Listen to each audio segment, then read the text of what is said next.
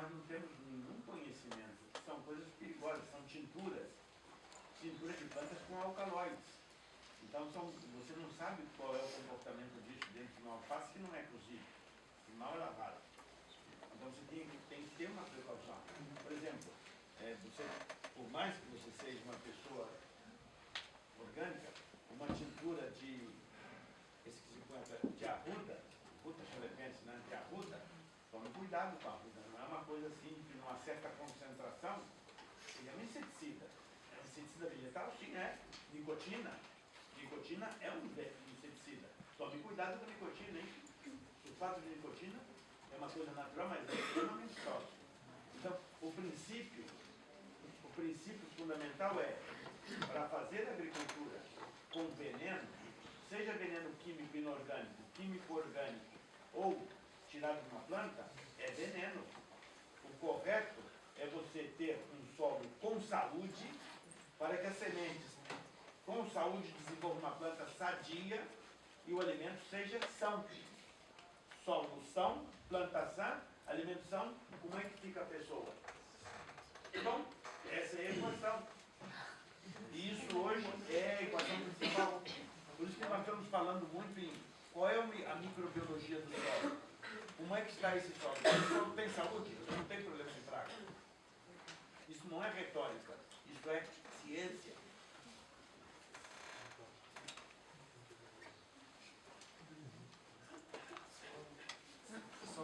Posso só fazer um comentário sobre isso aí que ele falou?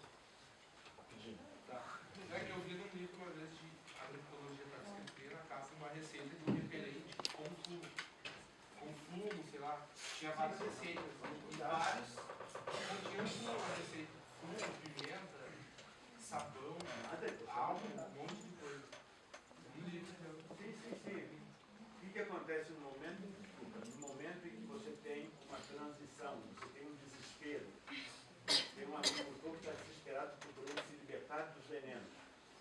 Surge uma série de coisas. Eu sempre, quando me dizem, não, tem que usar pimenta para combater isso, eu dizia assim, mas por quê? Tem que usar tal coisa. Eu dizia, mas o que nós tínhamos, eu vou mostrar para vocês uma cartilha feita com semente de ninho é uma planta indiana. Você conhece, ninho é uma árvore. Tem uma semente aqui na Fundação do Botânico, tem várias espécies. Tem uma semente, essa semente tem uma substância que é usada milenarmente na Índia. Mas é uma substância tóxica. Entende? A nossa cartilha, sabe por quem era feita? Pela GTZ alemã.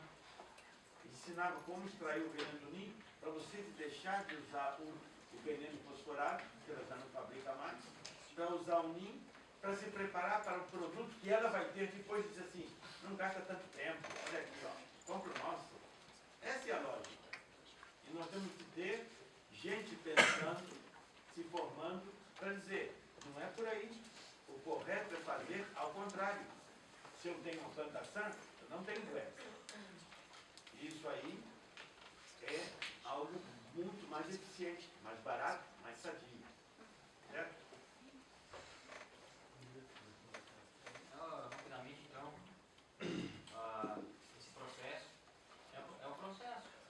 Né? Você está certificando o produto orgânico, tu está, no momento que ele é orgânico, ele foi proibido de usar o produto químico, o adubo químico, o veneno. Vai ser usado um outro produto que é permitido.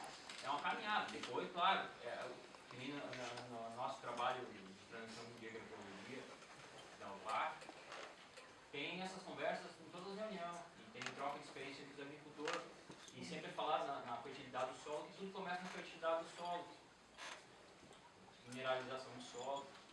A gente ajuda os agricultores a fazer compra conjunta de pó de rocha, de composto orgânico da Ecocid. Então é uma caminhada. A gente não pode ser muito, no contexto que está hoje, com falta de mão de obra na agricultura, falta de jovens. Quer ver jovem, tu vem para a cidade, aí todo mundo. Então, assim, ó, vamos cobrar, mas vamos cobrar com consciência. Porque sustentabilidade é uma palavra que está só sendo falada há muito tempo por muita gente. Mas ninguém larga seu comodismo para fazer Que essa seria a grande luta mesmo, e a gente já teria até ganhado a luta.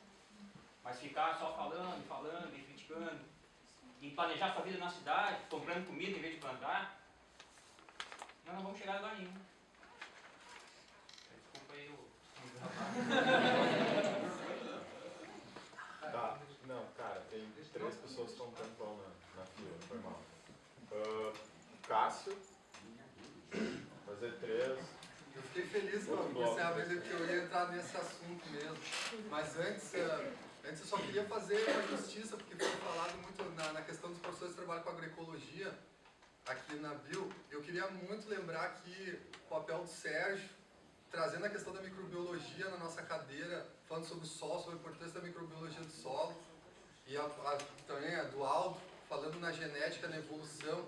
E queria lembrar os colegas que às vezes o conhecimento ele passa por determinadas sutilezas, né?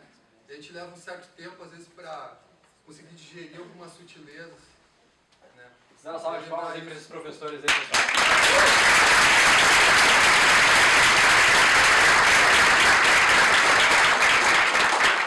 Falando em sutileza também, eu não pude deixar de notar a emoção do colega falando no final sobre a questão do quanto isso é pessoal, muitas vezes, pra gente, né? Eu não lembro teu nome, desculpa. Cid, isso aí. O Cid comentou essa questão do quanto às vezes é complicado falar de alguns temas, né? E aí eu queria trazer essa questão. Eu lembro que no caso eu sou de Fernando Soares, que a questão que o Tião trouxe, e vocês vejam como são as coisas dessa questão da sutileza. Eu estava estudando história do movimento ambientalista gaúcho, e o Augusto Carneiro, que eu acabei conhecendo, me passou um dia uma cartilha do jornal Já, do Agir Azul, desculpa, Agir Azul. E a reportagem de capa do Agir Azul era justamente suicídios em Fernando Soares. E aquilo me chamou a atenção, fui ler aquela história, e vocês veem que as coisas vão linkando, uma coisa vai ligando a outra através de sutilezas, né? O Augusto Carneiro falecido, tive a oportunidade de conhecer o Carneiro, fiz a biografia do Carneiro, foi minha tese de conclusão. O Carneiro é uma pessoa maravilhosa, sempre orientou muita gente, né? Tá nessa luta há muito tempo, né? E essa questão que eu li no jornal me chamou a atenção a conversar e ver, porque eu trabalhei em fumageira também, eu fui batedor de fardo de fumo, né? Trabalhei com empresa, que é o que tem na região para te trabalhar, é muito forte isso. E acabei descobrindo que o meu avô, ele começou com a história do fumo, começou a trabalhar com fumo, foi o primeiro da geração, né, de imigrantes, e 2 dos filhos dele tiveram problemas relacionados ao fumo. Um se suicidou, meu tio, outro não podia mais plantar fumo, foi limitado pelo médico, porque na época eles tinham o costume de mexer o galão para diluir o veneno com o braço. E ele adquiriu tanto veneno lipossolúvel, tanto veneno ficou fixado no corpo dele, que ele não podia baixar de determinado peso, senão o índice aumentava, etc. Ele tinha tonturas e desmaiava. Então a gente começa a perceber como coisas, trabalhos que estão lá, trabalhos que às vezes parecem sutis, mas eles iniciam toda uma cadeia de outros trabalhos, de outras percepções, que às vezes a gente leva tempo também para perceber. E fui buscando mais informação sobre o assunto, porque, claro, é um assunto polêmico, é um assunto de primeira hora. E aí encontrei um livro teu, Sebastião, que é A Máfia dos Agrotóxicos no Brasil. Livro uma pedrada. Um livro com uma capa bem estranha, assim, um livro assim, fora de lado, nem tinha um nome. Fui até... não sei editado esse livro mais, porque eu nem encontro esse livro, eu encontrei em uma edição, não encontro mais. E aquele livro foi uma bomba, foi uma pedrada. E ali o Tião traz alguns desses documentos que ele falou. Então ali, né, Tião procurou largar esses documentos que às vezes a gente fala, né, e parece que a gente é meio paranoico, assim, né, ou parece que a gente é meio emotivo, como o colega colocou, né, que a gente está tratando de um negócio meio louco, assim, e foi uma bomba pra mim, assim. E aí eu comecei a me dar conta de uma coisa, também vendo outras palestras do Tião, como a gente está de acordo diante de uma máfia. É uma máfia. E a gente vê como a biologia faz um desserviço nesse sentido, e como paga uma certa inocência. Então eu queria que os colegas tivessem muito atento a essa questão das sutilezas e entender que às vezes a gente faz um desserviço para a causa também. E a gente está diante da genética, e aí eu venho na minha fala, a minha pergunta. Tu usou a palavra guerra, né, Tião, para definir a questão. A questão das sutilezas. Veja bem, a linguagem é importante. Eu queria perguntar para vocês, como vocês veem o contexto atual, se a gente está diante de uma guerra, porque me parece que não há convivência entre agronegócio, bem definido o que é o agronegócio, e agroecologia. Eu queria perguntar qual é a percepção de vocês, se vocês veem que tem convívio para isso no século XXI, ou se alguém vai ter que sobressair. Se de fato a gente está diante de uma guerra ou não. Essa é a minha pergunta. Na verdade, essa era a minha pergunta também, porque era exatamente essa. Porque a gente está vivendo um momento, eu acho que o ser humano chegou a um ponto, por mais que a gente tenha se desenvolvido de uma forma muito bonita, a gente está chegando numa decadência muito grande, porque a gente está num curso de biologia e a gente vê que no nosso lado, o curso de biotecnologia está, por exemplo, produzindo aracalhete transgênico, e cada vez que a gente luta mais, tem certas instituições que estão fazendo mais pressão ainda, né? Há pouco a tiragem de rotulagem transgênicos vão ser aprovados, ainda não foram, e eu não vejo convivência entre a agroecologia e o agronegócio nesse sentido, porque por mais que a gente esteja lutando por uma causa, o agronegócio sempre vai estar acima da gente. Sempre vai ter aqueles agricultores que estão lutando por uma causa maior, mas vão ter do lado aqueles que estão continuando produzindo sementes transgênicas com os agrotóxicos. Isso vai estar sempre acima. Então, eu também queria saber se há, na minha opinião, acho que não há a existência da agroecologia, do agronegócio, e qual é a previsão para o futuro que a agroecologia se estabeleça e seja utilizada por todos, porque eu acho que um e outro não existe. Terceiro era eu. Eu só queria, assim, tentar entender um pouco da experiência do pessoal do Litoral Norte, de que eu estou ficando assim, super emocionado com vocês relatando essa experiência, todo esse esforço, esse trabalho humano, assim, e o sucesso que está dando. E eu queria saber como é que isso acontece. Como é que vocês conseguem estabelecer essa resistência?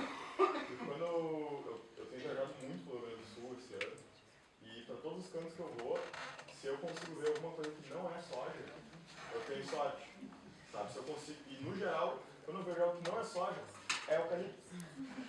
Então, assim, não dá para negar que é um avanço muito forte. Eu vou visitar meus parentes em Vacaria, e onde antigamente tinha a plantação de macieira, lá tem soja. Eu vou visitar os parentes da minha mãe perto de Nonoai, onde tinha erva mate, agora tem soja. Né? Onde tinha boi, tinha soja. Como é que consegue fazer a resistência?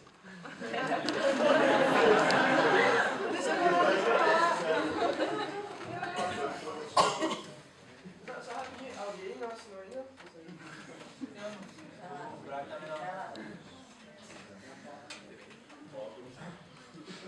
Bueno, como a gente falou, tem um município lá, o Thiago falou, 3 mil habitantes, Tati, tem 4 unidades de conservação. Só nesse município, né? Pega a Serra Geral, pega a Mata Paludosa, pega não sei mais que reserva ali, vai pegando. Vai pegando ali. Então, Três Turquilhas também pega umas unidades de conservação. Três Turquilhas. A Daria também pega unidade de conservação. Então, Três Cachoeiras ali, Mampituba, tem a APA lá do Silveirão, Morrinhos do Sul, então vai pegando tudo tem unidade de conservação, até Torres, ali tudo tem unidade de conservação.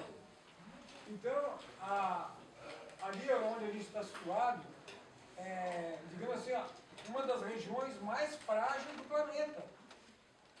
Tem muita água ali, muita unidade de conservação, é uma fragilidade enorme. Né? Então, a gente vê que a agricultura que nós temos que fazer ali tem que ser agricultura ecológica.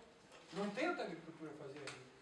Outros agricultores resistem ali nos bananais, com bananais convencionais, muito veneno, mas a gente vai para cima, a gente está tentando eles fazer a transição, né, pelas barreiras ali. A Rumi foi lá num agricultor ecologista que a gente levou. Os vizinhos desse agricultor dos dois lados são convencionais, mas já foi conversado com eles para fazer a transição, porque qual é a outra agricultura que a gente vai fazer numa região com a fragilidade que é o litoral norte? Não tem outra. Então a gente até fica muito tranquilo por ter todas essas unidades de conservação, e os próprios agricultores, eles têm que fazer um trabalho, como é que eu vou dizer assim, voltados para dentro dessas unidades de conservação. Eles têm que fazer. Então, esses agricultores podem fazer agrofloresta dentro das unidades de conservação, porque é onde eles moram, né? Então, é aquilo que eu falei antes, os agricultores fazem parte daquele meio ali, eles estão ali dentro. Né? Acho que é mais ou menos isso. Então, sobre essa guerra dessas duas agriculturas, eu acho assim, a agricultura familiar, estou convivendo com ela desde 98, eu continuo vendo mesmo rural. Essa é a realidade. Teve uma freada, assim, essa política pública ajudou, mas o agricultor continua lá, os que ainda estão na roça estão 40, 50 anos, já estão levando parar meio logo, e os filhos deles estão vindo embora, porque o meio de comunicação continua colocando como única opção de vida a vida urbana, que ali a pessoa tem